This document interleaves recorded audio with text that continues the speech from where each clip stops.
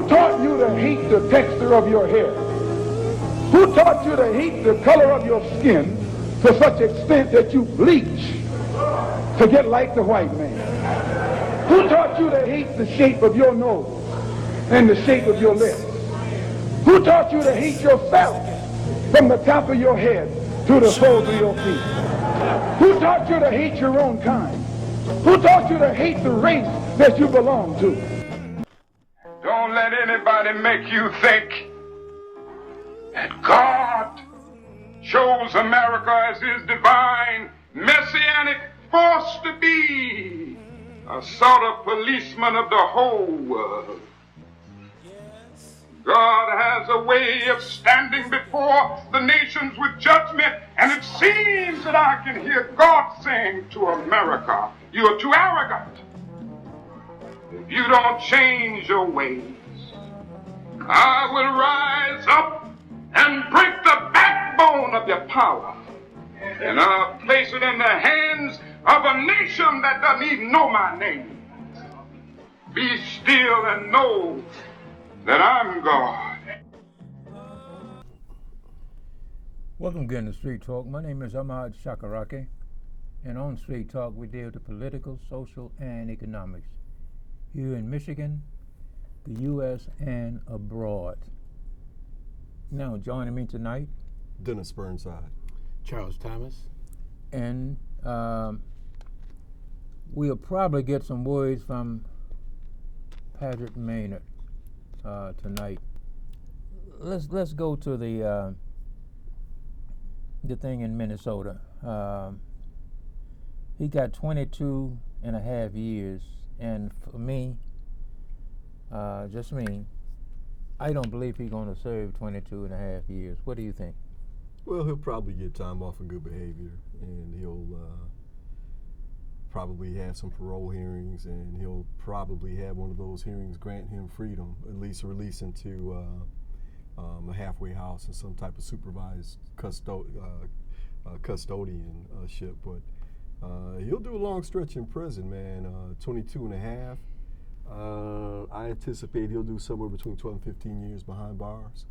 And as it stands right now, he's doing 23 hours a day in solitary confinement, because as a police officer, he's certainly not safe in general population. So if he does 10 to 12, 14 years of that, that's hard time. And it's not justice, because justice would be George Floyd not being murdered in the first place, but it sure is just desserts. He deserves every minute, every moment of that day for the callous way he took that man's life. Callous, uncaring. And if you look at his record, the man had a predilection for criminality anyway. He shouldn't have been a police officer in the first place. That's true. I agree. But the thing is that in the state of Minnesota, it hasn't been many policemen doing time over there. Yeah. You know, in the state of Minnesota. And state of Minnesota, state of the United States. Yeah, that's what I was just going it's to say. Very rare for a police officer to be convicted of manslaughter, murder, assault, any number of violent crimes against citizens. It's extremely rare, and then you add to the factor of the victim being a black man or woman. It's exceedingly rare that they're ever sent to trial and then convicted and then sentenced to prison. Right. It's like finding a 5-pound diamond in the dirt. Right, and if they hadn't shot the video, he would have got off. Yeah. True indeed. Yeah, I you know, that's one of the reasons. And the other thing is when they was this old guy got a 3-hour show, comes on one of the channels. It's called Courts. Anyway, he goes back and you know and showcase, and they talk about the things that's happened like last week, a couple of weeks, and he tried to cover the trials that's getting publicity. When they were interviewing the people that was going to be on the jury, I said to myself, I didn't believe he was going to even be convicted. Yeah, everybody was iffy. Yeah, I didn't even think he was going to be convicted, because the people they they was talking to before the trial, the people that was going to be the jury, some of them was talking like, I said, oh, I don't believe he's going to be convicted. Yeah, I mean, if you look at the jury, I could understand your concerns. You had a couple African Americans. You had a couple Africans who now live in America. Mm-hmm. You had a couple mixed race people. I believe you had one woman of Asian descent, and then you had several Caucasians who were also from disparate economic backgrounds. But I think, fellas, the one thing that even the playing field and will continue to even playing field is this invention right here. Yeah. Everybody's walking around with a video camera now. Right. Everybody's able to mass communicate and quickly communicate what's going on. Without that camera, I doubt that that officer would have been arrested, let alone convicted. Right. Without that camera. Yeah, And you know, we all know just from living here in Lansing. You know, there's a case a few years back, maybe in the late 90s, as memory serves, where a young lady was in a bank lobby on the south side of town, Yep. and apparently in some type of emotional distress. And the next thing you know, cops are in there and unloading on her. Yeah. And then we had one, I do remember this one back in the 90s, a young man who was fairly prominent athlete around here. I believe his last name was Bell, but I could be wrong on that. And he was shot on the east side by a police officer for reasons that we still don't know. Neither one were charged, and that's typically the pattern. Mm-hmm. I knew a kid in Benton Harbor when I was just a young man. I don't even think I was a teenager with. A guy named Carlton Hull, who we all admired. He's a hell of a baseball player, you know, big, strong kid, and mischievous. Him and his friends went out joyriding in a car that wasn't theirs, and the police shot him point blank range with a shotgun. No charges. So these are just coming off the top of my head. I'm sure if we had to sit down and take 30 minutes, if we were required to take 30 minutes and write down all the cases we were aware of, just from a personal perspective, we could come up with case after case after case. That's why this George Floyd conviction of Chauvin is so exceedingly rare, and I think, again, it would not have happened without the video camera, the video evidence being there. Yeah, that's true. For instance, that guy that was in Central Park, the white lady called him and accused him of something. They hadn't had that camera. Yeah. You know. Yeah. Yeah, she was breaking the rules. Right. Yeah. Letting her dog off the leash, Yeah. running through an area of the park that was protected, and he just admonished her. Yeah. Yeah. And she Checked turned, and you know, it's almost like it's ingrained, instinctive that I know that she knew she could weaponize her whiteness against him by making spurious claims about what he was up to and have him arrested. And again, but for that camera, who knows what would have happened to that to that man? Well, he's not a young man, but what would have happened to that man? Yeah. So with this, you know, what happened to George Floyd thing, just a minute. Coming up to the trial of George Floyd, we had other incidents, you know, where police shot people. This one case, where was it? Where the guy was running. It was at a eating place. The guy was running. No, first the guy was sitting over there in his car, and he was, you know, half drunk. Oh, you're talking about the case in Atlanta at the Wendy's? Yeah. Yeah. I don't think any charges were filed in that case. Breonna Taylor, home asleep in her room, resting for the weekend, enjoying the night out to dinner with a fiance, watched the movie. She's in her room, sound asleep. The next thing you know, she's dead. No charges. Right. You can't. Well, they did charge one of the cops who didn't hit her with recklessly firing his weapon. Right. In the next apartment, the wrong apartment. Yeah, hit the wrong apartment. Yeah. Well, explain this to me. This race theory thing. Critical race theory. Yeah. And Critical race. The way they treated us, they got enough nerve to talk about this. Well, the first thing that you have to understand is most people crying about critical race theory and objecting to it don't know what it is. Right. It's just I heard Ted Cruz, who has the integrity of a piece of slime, calling it Marxist. It's not an economic theory. which is what Marxism is. Yes. Critical means we're going to do a deep system analysis of the problem. Right. Okay, all you Fox News viewers out there watching at home, critical doesn't mean they're criticizing it. Critical means we're going to do a deep dive on what this is. And with critical race theory, what you're doing is you're taking a deep system analysis and you're looking at laws and customs in this country that have impacted and hindered black freedom, economic development, political access, housing access, educational access, transportation. You can go on down the line.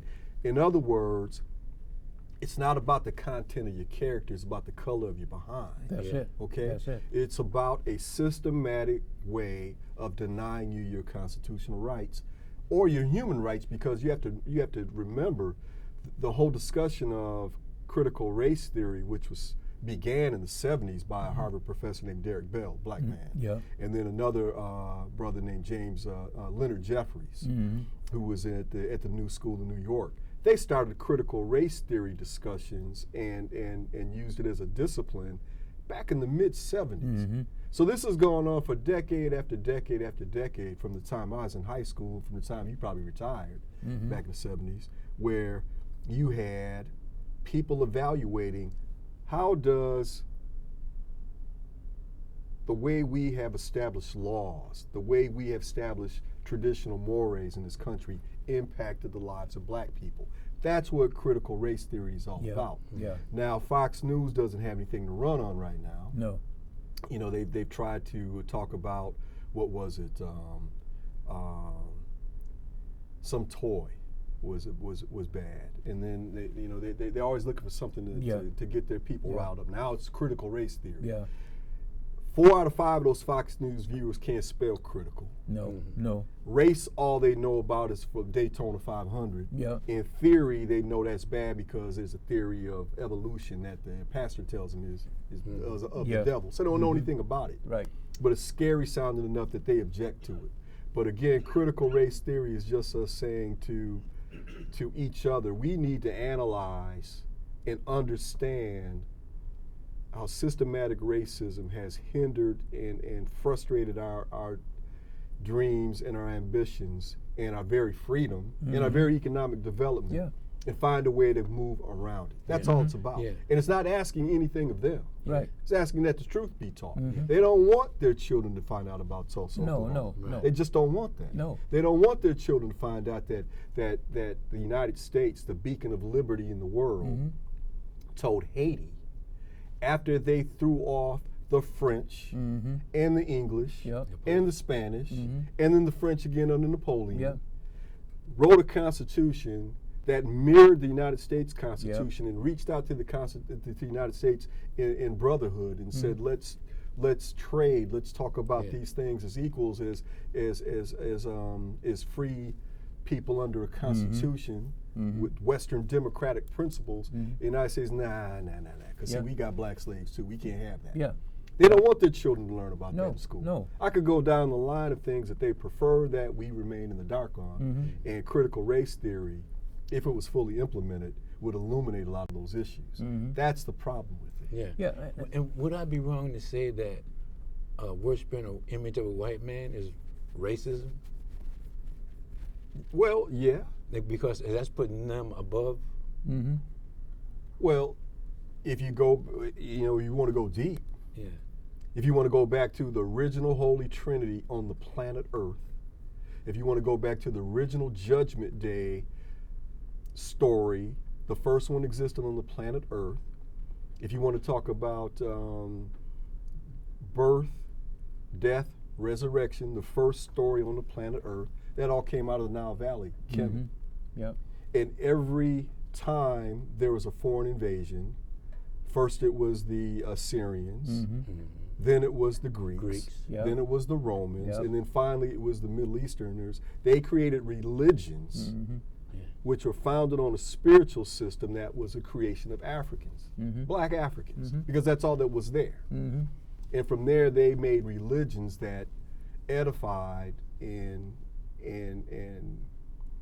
built their theological image to match their physical features. Yep. That's why Jesus has blonde hair and blue eyes. Yep. You know, that's why when you can talk about Thutmose, and you can talk about how the Nubians came in and freed the Kemet people of invaders, and that image, which is chiseled into the wall, has been flipped around to show, oh no, that's not what that is. That's Moses chasing enslaved Hebrews and trying to get them back. That's not what that was written. That's not what that was chiseled for. But see, it's all turned around. So if you can make someone think that the Almighty, the ultimate power on earth, looks like my enslaver, looks like the one who dominates me, then it's a little bit easier to control the oppressed. It's a little bit easier to get inside their mind and say, you know what, but you know, that's God. I can't be too mad about that. Patchett, you say you had a question. I'll pass for now. Oh, you're passing now. I think his cell phone broke up from that. Oh man, solitary confinement. Another thing that interests me too is we don't realize how important our melanin is. This white culture put it down because the color of his skin, but they don't know that it's a gland, and it's chemically responsive to the sun. Most people would love to have the melanin, but I think this is why white America hates us, or people that don't have melanin, because melanin also has a chemical hormonic balance that allows them to be abusive to us, and we are such a passive people because of the melanin. Well, I don't think it makes us passive. I think it makes us spiritual. Yeah. It vibrates at a level that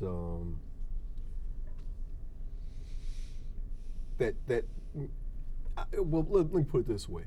You will very, very, very rarely run into a person of African descent who's truly atheist. They may be agnostic. I spent many years being agnostic because I was raised as a Christian, saw the contradictions, saw the end point didn't make sense to me, and I couldn't figure out what was really going on. So I didn't subscribe to Hinduism, Judaism, Islam, Christianity, because it just didn't resonate with me from an intellectual perspective, but I felt that there was something bigger than me out here. And once I discovered spirituality, all the questions were answered. But I think the most fascinating thing about any discussion about melanin, and you can go in a lot of different directions, but I think one of the most fascinating things is the discovery of the pineal gland, and the fact that it is active and it's living and it's functioning in about 80% of African Americans.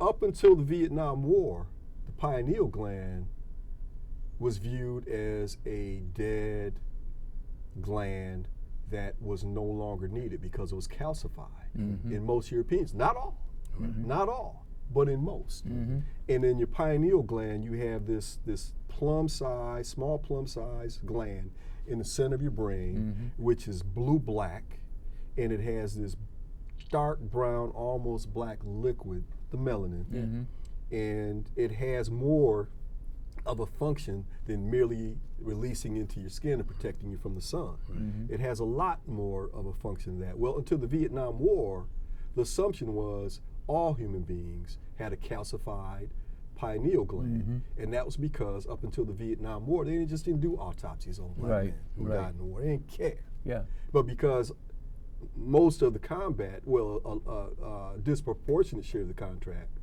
combat rather, in Vietnam was done by black troops. They started doing autopsies, and they found all these pineal glands that were vibrant and functioning. And the question became, why do so many people of African descent have a pineal gland that is functioning, and people of European descent have one that's calcified? Well, again, science answers the questions every time. You go back to the history of the people who populated Europe.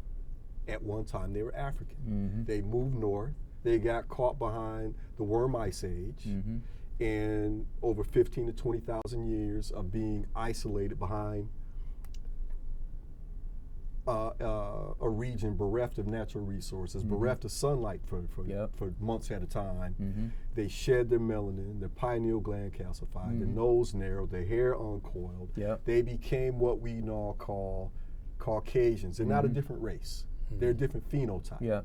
There are no races on the planet. We're all the same humans, but we all have different attributes. And one of the attributes that you can say with confidence is that if the four of us were to have our body's autopsy, if not all four of us, 3 to 4 of us would have a functioning pineal gland. Now, if all 4 of us are Caucasian, the opposite would be true. Maybe none, maybe one of us would have a functioning pineal gland. So how does this impact scientifically and what people do and what they can do?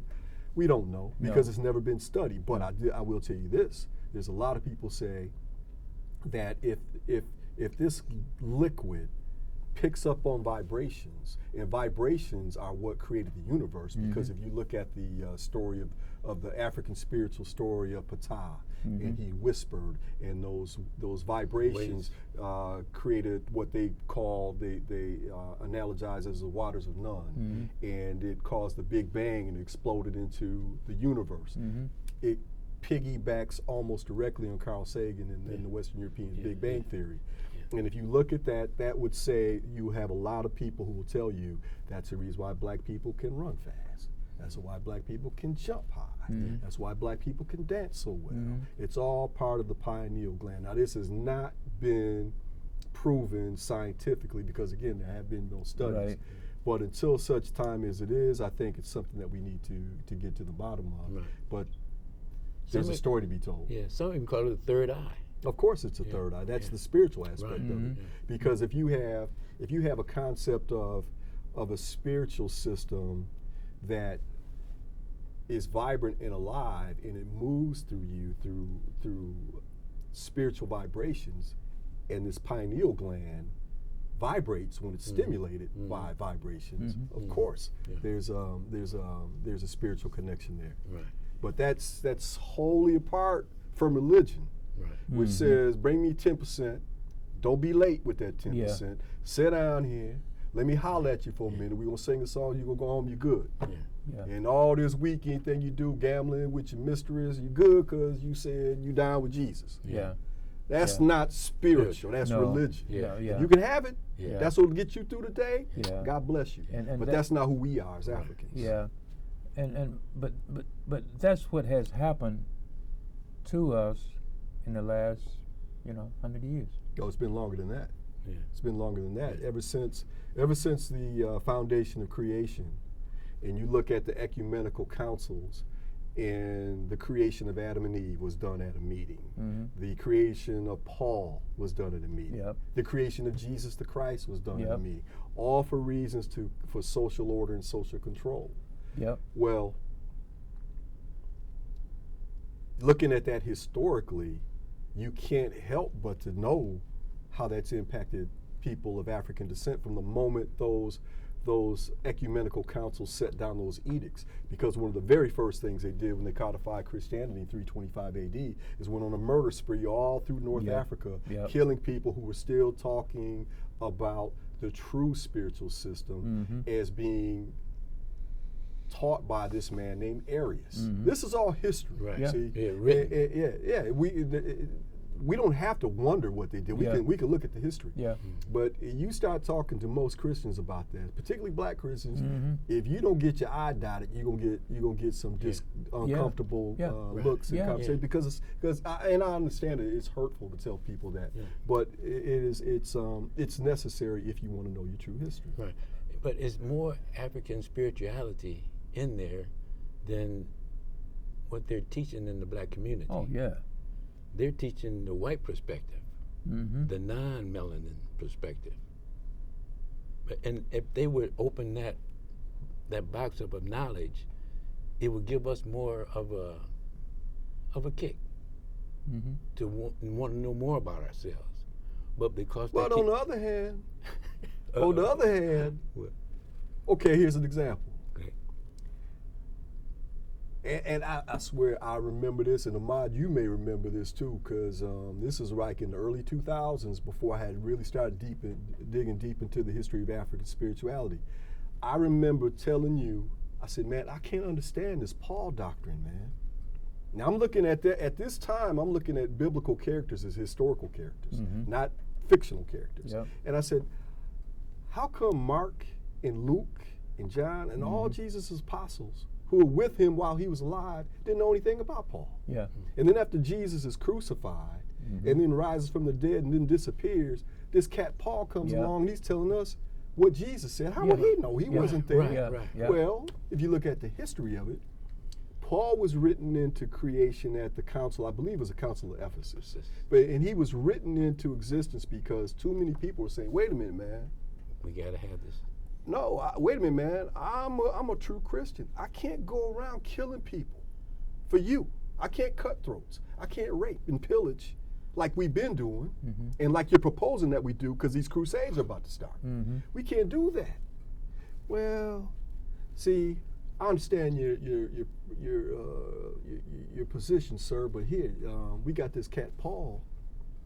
And Paul, who's Paul? Oh, Paul was, he met Jesus on the road to Damascus. Really? When that happened? Don't worry about it, man. We got it right here. It is written. Yeah. And Paul says, as long as you down with Jesus, and you confess your sins, and you say that you saved by Jesus, you good. Right. Yeah. So no matter what you do, Right. You can kill. Yeah. so as a result, you got a whole lot of Christians. I ain't gonna name no names. We don't have to name no names. They hit Gregory's on Friday. They do a little gambling on Saturday night. Go see the third woman. They do the thing. It's Sunday they in church. Because they're forgiven and they believe it. Yeah. Oh yeah. They take that to heart. That hey, I'm forgiven because I'm anointed of God, and all I got to do is repent. Yeah. And white But folks, see, spirituality doesn't go like that. Spirituality says, ain't nobody coming to save you. You save you by living right. Yeah. And if you don't live right, you will have consequences. Yeah. Right. Ain't nobody coming along and pinch hitting for you playing. Yeah. Because when I was in Africa in the slave dungeons, there was a church right above the slave dungeons. And, the men would come down and take the women and have their way with them. If they didn't have their way with them, they were starving to death. They had like a jail. They would put them in, a dungeon, and let them just starve to death. So they justified it with religion, slavery, and they used religion to enslave Africans. The first slave ship was called the Good Ship Jesus. Yeah. And incidentally, it did not take enslaved Africans out of Africa to the Americas. It took them out of Spain. And that's a conversation for another day. Yeah. All right, man. We could go on and on, but I think that's going to be it for today. My name is Ahmad Shakarakat, and we'll catch you at the next block. Peace. Who taught you to hate the texture of your hair? Who taught you to hate the color of your skin to such extent that you bleach to get like the white man? Who taught you to hate the shape of your nose and the shape of your lips? Who taught you to hate yourself from the top of your head to the soles of your feet? Who taught you to hate your own kind? Who taught you to hate the race that you belong to? Don't let anybody make you think that God chose America as his divine messianic force to be a sort of policeman of the whole world.